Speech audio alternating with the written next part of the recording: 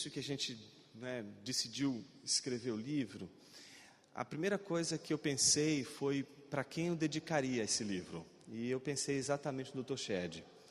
E eu tinha dedicado já, logo de cara, eu já tinha feito a dedicatória para ele, né? E eu tinha comentado com o Sérgio, que era quem mais estava no meu pé para que eu publicasse logo a obra. E aí o tempo foi passando, e eu falei assim, e aí, está pronto ou não está? E estava pronto, mas é aquele está pronto que não, deixa eu mexer mais um pouco nesse negócio aqui, ainda tá cru. Eu ainda acho que está cru, mas ele acha que não. Então, enfim, ele falou assim, não, vai, publica esse negócio logo. Eu falei, calma, eu preciso olhar. Você já entregou para o Dr. Shedd ler? Eu falei, ainda não. Eu falei, mas você está esperando ele passar dessa vida para outra para ler o seu livro? Assim não vale. Então, vamos fazer esse negócio logo. Aí eu mostrei para ele o livro. Quando eu mostrei para ele o livro, cara, você tem aqui 180 páginas, isso dá um livro de 290 páginas. O que você para de escrever agora? Vamos sair daqui. Aí ele me levou, a gente rodou, não lembro que cidade que era, lá no Nordeste, eu não lembro se foi João Pessoa, não lembro onde foi, mas eu sei que a gente rodou para achar um lugar para tirar, para imprimir. E aí a gente imprimiu, e aí foi até o Dr. Shedd, e a gente falou, Dr. Shedd, está aqui o livro, né? E a gente queria que o senhor fizesse a leitura dele e prefaciasse o livro, né? E eu já tinha colocado na primeira página, né, a dedicatória a ele. E quando eu entreguei para ele, né, e ele abriu e viu, né, ele simplesmente leu, virou a página e continuou. Não falou nada, né, faz jus à dedicatória. Então ali eu estava satisfeito com o que eu estava vendo, porque é exatamente isso que ele representa aqui, né? Alguém que não me deixa mentir acerca do conceito de inteligência humilhada. Ou seja, eu não estou falando de uma ideia que só passou na minha cabeça. Tem endereço, tem gente de carne e osso que prova a fidelidade e prova a autenticidade desse conceito. Por isso não via outra possibilidade de dedicar a outra pessoa a não ser ele. E em 2 semanas ele leu o livro e mandou para mim, né? E é interessante porque as 2 primeiras pessoas que leram foi o Dr. Shedd e minha esposa, né? As nossas esposas, elas sofrem, né? 2 vezes. O primeiro, porque elas têm que ouvir o sermão, e agora porque elas também têm que ler. E é interessante porque as nossas esposas, elas têm uma sutileza, uma sensibilidade para criticar o nosso sermão que ninguém na igreja tem, né? É uma delicadeza, é um carinho, é um amor tão profundo, né, que ela diz o que ninguém tem coragem de dizer na sua cara. Ela diz, foi uma porcaria o seu sermão hoje, vai refazer, né? Isso que você fez não foi, olha, eu não entendi nada do que você falou, para quem que você falou hoje? Né? E eu tenho uma esposa muito crítica, né? Ela é bem quietinha, ela não é muito de falar, e esse é o problema dela, ela é de ouvir, e ouve muito, e aí tem hora que quem ouve muito não aguenta. E ela faz a crítica e etc. E quando eu dei o livro para ela ler, eu estava esperando, né? Falei assim, né? Vai acabar com o livro, né? E interessante que a reação tanto do Dr. Shedd quanto a dela, as impressões que ambos tiveram, foi exatamente aquela que eu esperava. Antes de dizer qual é a reação, quando eu escrevi esse livro, eu estava no meio de uma crise. Eu acho que esse livro, ele é uma tentativa de resolver um problema pessoal. Por quê? Esse livro não foi, minha tese de doutorado não foi publicada ainda, mas esse livro foi. E ele foi fruto do quê? Não foi assim, alguém, vou preparar uma tese, vou escrever. Não, surgiu de uma palestra, de um interesse pessoal, de um conceito que me pegou, que mexeu comigo, que foi ganhando força e que ganhou vida. Ganhou vida. E ele ganhou vida porque ele se tornou, eu diria assim, o resultado de uma espécie de resolução, a resolução de uma crise. Que crise é essa? Eu sempre me via debatendo sobre como eu deveria lidar com as possibilidades de caminho que eu tinha diante de mim, né? Sempre estava envolvido com igreja, né? E sempre estive envolvido com seminário, com educação teológica. Então é natural que a gente se pergunte, Senhor, eu sou pastor ou eu sou professor de seminário? qual dos dois? Que caminho eu tenho que seguir? Eu vou seguir o caminho do teólogo, o do professor, ou eu vou seguir o caminho do pastor? Eu tenho que me decidir, Senhor, eu preciso decidir essa história, né? E os amigos não ajudam, gente, é igual amigo de Jó, pior que Satanás, né? Porque ora eles dizem assim: Jonas, gostei da tua aula, mas odiei o seu sermão. Aí vem o outro, no dia seguinte diz assim: amei o teu sermão, odiei a tua aula. Isso só, não é, te deixa desesperado, porque você fica assim: oh, quem tem razão, não é? Qual é dos dois? Eu vou ser um professor ou vou ser um pastor? E essa crise foi de um lado para outra, de um lado ao outro, de um lado ao outro, tentando resolver: sou um pastor ou sou um teólogo? Sou um pastor ou sou um teólogo? Isso se agravou no momento em que eu sentei para escrever, porque eu tinha que decidir: eu vou escrever como pastor ou vou escrever como acadêmico? Eu escrevo como filósofo ou escrevo como pastor?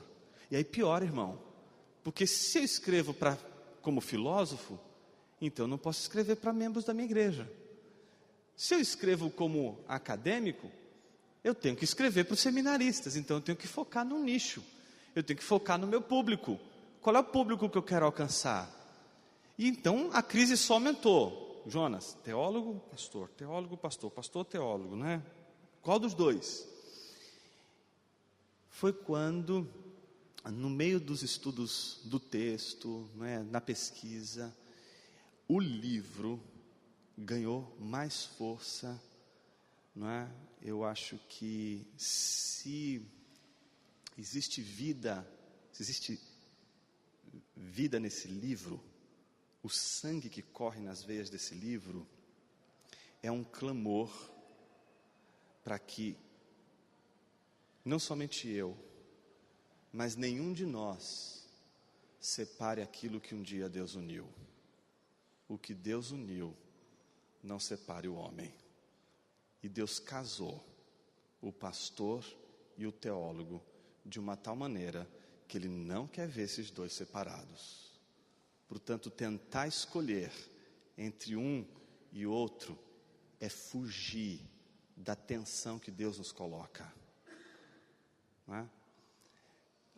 Eu acho que o Van Hooser tem um texto muito interessante, ele, no Teólogo Público, ele disse que um dia um rapazinho do seminário chegou para ele e disse assim: olha, eu estou animado com o seminário, eu estou feliz porque você aceitou ser o meu orientador, porque eu não tenho vocação para ser pastor, eu só quero trabalhar na academia e eu só quero ensinar teologia. Ele falou assim: ai, que pena que eu tenho de você. Você só vai conseguir fazer isso? É só isso que você vai conseguir, escrever uma tese? Pensando bem, eu acho que você ainda é muito limitado para ser um pastor. Você precisaria de muito mais elevação espiritual, que é o que lhe falta. Você só serve para ser teólogo mesmo. Continue assim, sendo só um teólogo. E eu acho que quando ele disse aquilo, no meio dessa pesquisa, eu falei assim: puxa vida, então é melhor a gente não separar, né? Por quê? Não dá para você separar, né? Melhor, não dá para você reconciliar quem já está unido. Como é que você reconcilia amigos? Se eles já são amigos, se eles já se relacionam bem, por que eu quero estabelecer uma reconciliação entre o pastor e o teólogo? Não, mas eles são amigos. É você que está querendo separar o que Deus uniu. E então foi quando aquilo libertou de vez. E eu falei assim: puxa vida, quem foi que disse que para escrever um livro, não é, de teologia, eu não posso orar no meio do livro?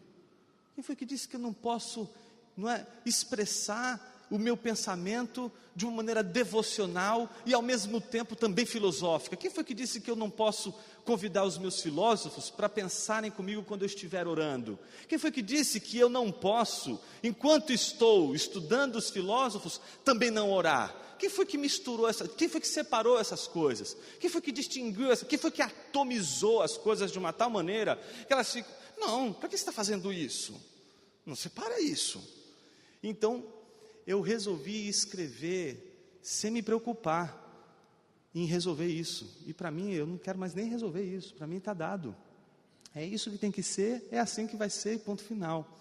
E agora sim, voltando à reverberação no Dr. Shed e na minha esposa. Ambos disseram quase que com as mesmas palavras. Quando eu li seu livro, parece que em algum momento eu estava numa sala de aula, assistindo uma aula.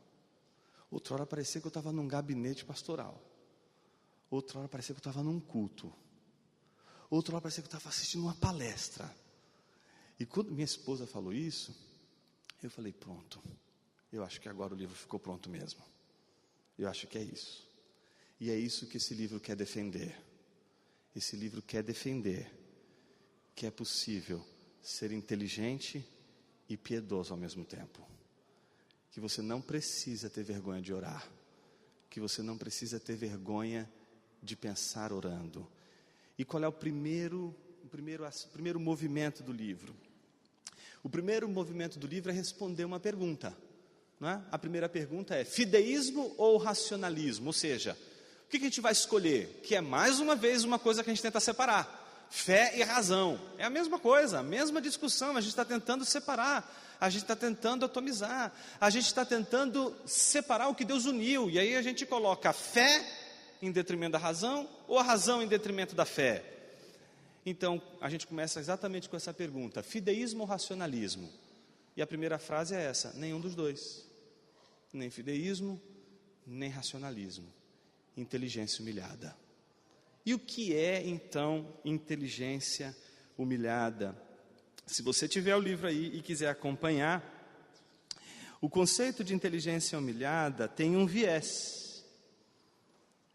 E esse conceito, ele se apresenta de uma maneira, eu acho que introdutória, mas de uma maneira muito clara, na página 26, não é? No último parágrafo. Como é possível notar, estamos diante de duas posições radicais, ou racionalismo ou fideísmo. Não é? De um lado tem-se o fideísmo, que seria o sacrifício da razão em favor da fé. Do outro, o racionalismo, que seria o sacrifício da fé em favor da razão. O conceito de inteligência humilhada não pretende favorecer nenhuma dessas duas posições. Não se trata nem de tender para o racionalismo, nem para o fideísmo. A inteligência humilhada não quer sacrificar a fé nem a razão, mesmo porque não é necessário eliminar uma das duas para chegarmos ao conhecimento de Deus. Mas como isso é possível? Qual é o viés da inteligência humilhada? Há como fugir desses dois extremos? É preciso optar entre razão e fé? Não se trata da morte da fé, nem da morte da razão, mas da fé, que busca compreensão e reconhece o papel importantíssimo da razão na busca pelo conhecimento de Deus. A inteligência humilhada é a fé que não tem medo de pensar, duvidar ou questionar. A fé não precisa morrer, só precisa pensar. Uma fé assim percebe a racionalidade e a ordem divina nas coisas criadas, sem de forma alguma anular-se ou destruir-se. É possível ser piedoso e ao mesmo tempo inteligente. Em contrapartida, a inteligência humilhada é também a consciência da humilhação da razão, que nos faz reconhecer o papel fundamental da fé. A razão não precisa morrer, só precisa dobrar os joelhos. A razão que se sujeita a Deus não deve se envergonhar da sua sujeição, nem se inferiorizar pelo fato de reconhecer sua dependência da revelação. Pelo contrário, a razão, consciente da sua miséria, deveria ser grata pela dádiva da revelação, pois como aprendemos com nossas mães, quando alguém nos dá um presente, a única reação adequada é a gratidão. É possível ser inteligente e ao mesmo tempo piedoso. Então, a história desse livro é a história não da reconciliação, mas da constatação de que existem duas coisas que estão unidas e que a gente não pode separar. Não podemos separar o teólogo da sua posição existencial no mundo com relação ao pensamento, com relação à reflexão sobre a realidade à sua volta, mediada pela sua experiência com Deus. A pior coisa do mundo é um teólogo solitário. Já viu um teólogo solitário? Um teólogo solitário, se você nunca viu uma alma penada, é um teólogo solitário. Se você sabe, já viu um teólogo solitário? É aquilo ali, uma alma penada. Se você quer saber o que é uma alma penada, basta você olhar para um teólogo solitário, divorciado do corpo de Cristo, fora da igreja, fora da experiência comunitária. É uma alma sem corpo. Teólogo, para ter carne e ossos, para não ser alma penada, ele tem que ser membro do corpo de Cristo, tem que ser regenerado, tem que ser santo, tem que estar envolvido com a comunidade. É só assim que a gente vai ter teólogos que são capazes de orar, porque só a comunidade vai fazer com que o teólogo entenda que a obra mais importante da vida dele não é um tratado de teologia, mas é a sua oração. A oração é a obra mais importante de um teólogo. Evagrio Pôntico, um padre do deserto, dizia o seguinte: se oras, verdadeiramente és teólogo. Se és teólogo, verdadeiramente oras. Não dá para separar uma coisa da outra. Por isso Agostinho nos interessou tanto, porque Agostinho, ele inaugura uma forma de fazer teologia orante. Ele faz teologia orando. Então ele não divorcia a teologia da oração. E as confissões é isso. As confissões é um tratado de metafísica, epistemologia, antropologia, exegese bíblica. É tratado sobre a temporalidade, sobre ontologia, sobre o ser. É um tratado de uma série de questões extremamente densas. Mas ele faz isso em oração, orando. O que ele está dizendo? Ele está dizendo que não interessa para ele pensar as coisas de Deus, se não for diante de Deus.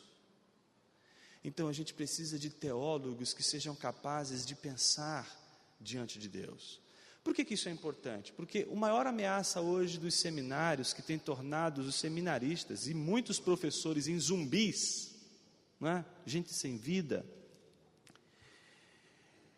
é exatamente o cinismo. O cinismo é a capacidade de alguém fazer de conta que acredita. Ele faz de conta que é crente. Ele faz de conta que acredita naquilo que ele diz que acredita, mas ele não acredita, porque se acreditasse, a lateralidade dele não seria nem a congregação, não seria nem ele mesmo, a lateralidade dele seria a própria palavra, seria o próprio Deus. O teólogo constrói o seu raciocínio sobre a existência de Deus, sobre o olhar de Deus. Ele escreve sabendo que Deus está olhando para ele. Ele escreve sabendo que Deus sabe o porquê ele está escrevendo. E mais, ele escreve sabendo que aquilo que ele escreve não é algo que ele vai contar para Deus, não é uma novidade que ele vai dizer para Deus. Ele escreve para Deus aquilo que o próprio Deus lhe disse antes, aquilo que o próprio Deus lhe revelou antes. Teologia não é descoberta, não é algo que a gente cria. Teologia é a descoberta da palavra de Deus. É descobrir a palavra de Deus e não criar a palavra de Deus. Deus não nos chamou para criar a palavra. Deus nos chamou para reproduzir a palavra, para pensar e repensar a palavra. Um teólogo sem a palavra, ele não pode ser digno de ser chamado teólogo, porque o que faz o teólogo não é a sua inteligência, não é a sua perspicácia, não é o seu diploma, não é a sua formação, não é o seu histórico. O que faz um teólogo é a palavra que fere o teólogo. E a teologia do teólogo, durante toda a sua vida, seja nas suas orações, seja nos seus sermões, seja nos seus textos, seus livros, seja nas suas aulas, é uma maneira de responder esse caminhão que passou por cima dele e ele está até agora tentando anotar a placa. É a ferida no coração. Ele vai lidar com isso a vida inteira e é tentar explicar isso para os seus alunos e para a sua igreja todo santo dia. Você entende o que significa ser teólogo? Por isso não dá para você ser teólogo e ao mesmo tempo não lidar com aquilo que seria o maior desafio para o pensamento, que são nossas dúvidas. A dúvida é o adubo da teologia. A dúvida é o material pelo qual a teologia se desenvolve, trabalha. A dúvida existe para a glória de Deus. A dúvida não é uma maldição. A dúvida é o meio pelo qual nós construímos e alicerçamos um pensamento profundo sobre Deus. Jonas, me explica melhor isso. Você já parou para imaginar como a gente trata a dúvida? A gente trata a dúvida como se ela fosse uma inimiga do nosso pensamento. Mas ela não é. A dúvida não é inimiga do nosso pensamento. Mas ela pode se tornar. E quando ela se torna inimiga do nosso pensamento, ela se torna suja, feia, precisa ser escondida. É a louca da casa, tem que prender no sótão. Ela não pode aparecer. Ela some das nossas canções, ela some das nossas orações, ela some da nossa teologia. E aí fica aquelas teologias todas limpinhas, aquelas orações todas assépticas, limpinhas, cheirosinhas, aqueles textos todos bonitinhos, né, limpinhos, todos bonitinhos, né, tudo no certinho, não tem dúvida, não tem nada, tudo limpinho. São mais ou menos assim. Se você quiser acompanhar, isso está no capítulo 3, chamado O Deus Humilhado. Página 183. Essa maneira limpinha de lidar com o pensamento é aquilo que C.S. Lewis chamou de cristianismo água com açúcar. É aquele que diante do mal, aquele que diante das dúvidas, das questões, né, faz a gente receber aquele tapinha nas costas dizendo assim: vai orar, irmão, vai passar. E não deixa a gente pensar. É proibido pensar, é proibido colocar as dúvidas. Não, se você colocar essa questão, você vai trazer dúvida para todo mundo, a igreja vai ser devastada pela incredulidade. Está amarrado, irmão, é mais ou menos isso, né? Você está na igreja e aí aparece aquele irmão, parece endemoniado atrás de você, não é? Para te calar, porque a dúvida é uma coisa que ele não suporta, não é? Ele foge da dúvida, ele tem pavor da dúvida, porque a dúvida assombra ele. Ele é frágil, ele é fraco, por isso ele não pode lidar com a dúvida, porque ele acredita que a dúvida é mais forte do que a palavra de Deus. Por isso ele não deixa a dúvida aparecer. Isso está muito próximo da nossa realidade, mais do que a gente possa imaginar. O cristianismo, água com açúcar, é sedutor. Ele quer nos tranquilizar. E para isso é capaz de tudo.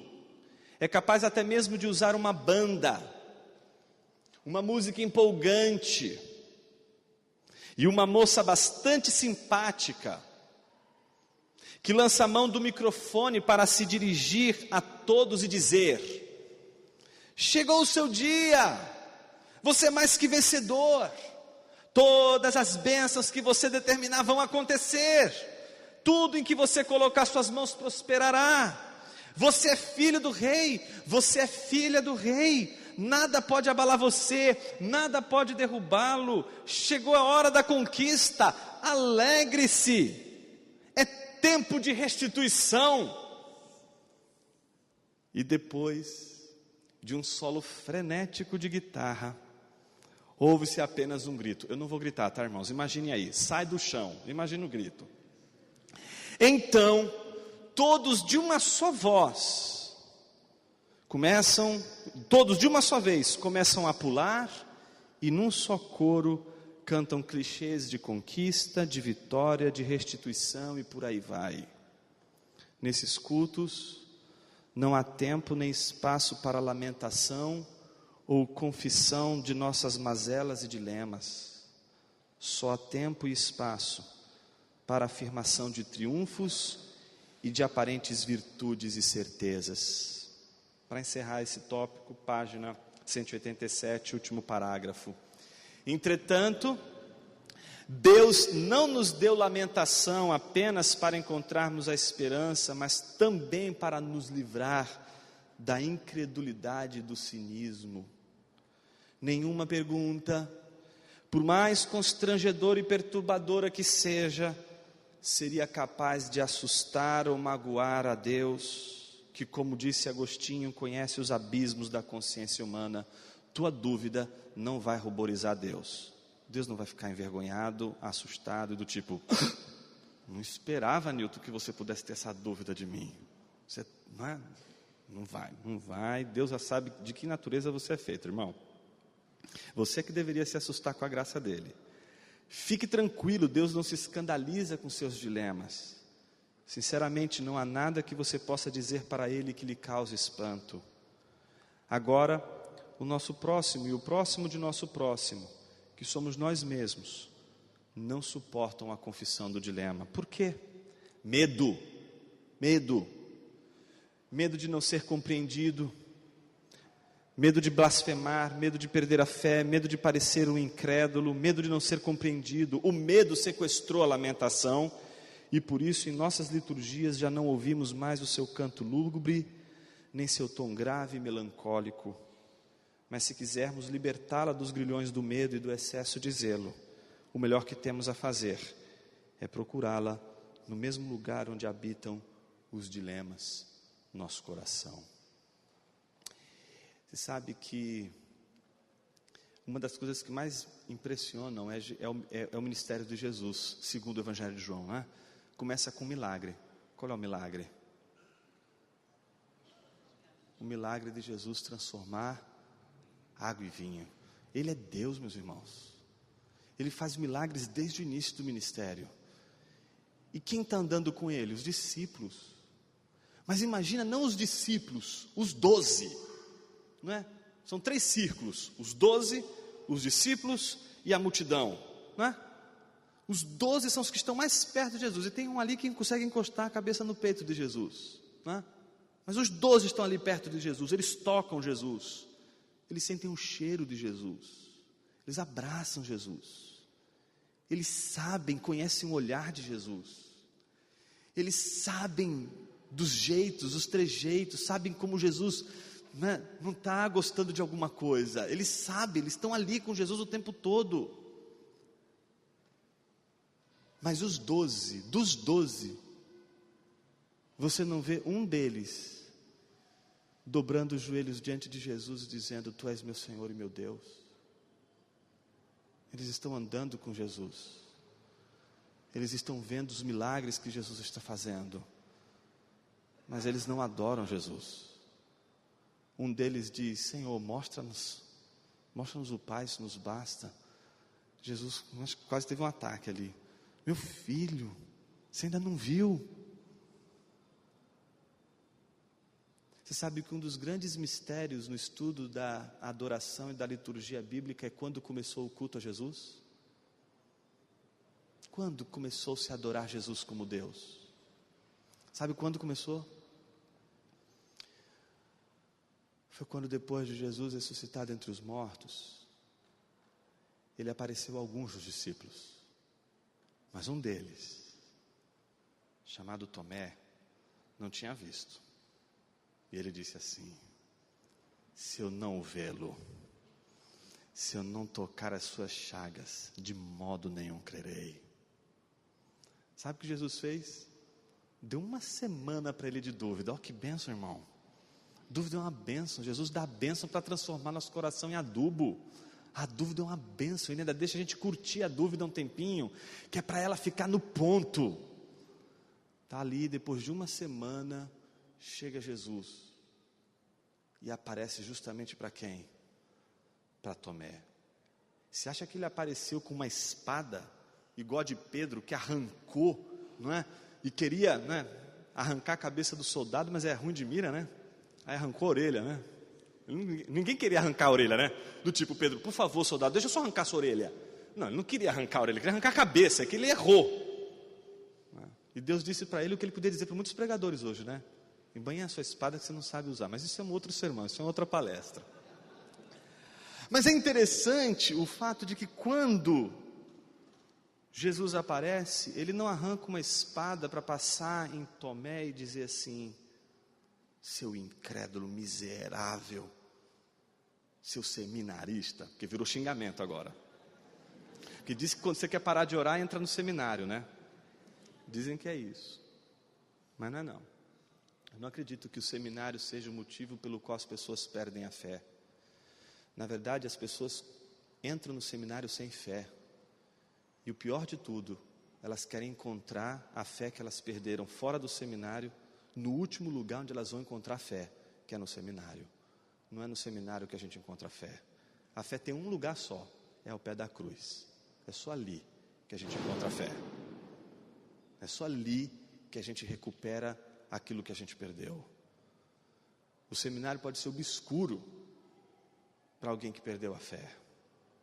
No entanto, voltando ao texto e encerrando a nossa fala de hoje, quando Jesus aparece a Tomé, ele não esmaga Tomé, mas ele dá para Tomé o que ele precisa. Deus trata a dúvida de Tomé. E sabe o que Tomé faz? Ele oferece o primeiro culto que um dos 12 deu a Jesus. Ele diz: tu és meu Senhor e meu Deus. É a primeira vez que um discípulo confessa que Jesus é Deus e o adora. Sabe o que isso significa? Que o ministério de Jesus começa com milagre e termina com milagre. Ele não só começa transformando água em vinho, mas ele termina transformando dúvida em culto. Deus transforma nossas dúvidas em adoração. E esse é o maior milagre que Deus convida um teólogo a presenciar em sua vida. Que Deus transforme suas dúvidas em culto. Que Deus transforme suas questões em serviço doutrinário para a igreja. Que Deus transforme suas dúvidas em sermões que abençoam pessoas. Que Deus transforme suas dúvidas em discipulado. Que Deus transforme suas dúvidas em ensino. Que Deus transforme suas dúvidas em oração. Que Deus transforme suas dúvidas em cântico. Que Deus transforme suas dúvidas em integridade. Que Deus transforme suas dúvidas em fidelidade. Que Deus transforme suas dúvidas em culto. Que Deus abençoe a todos. Muito obrigado.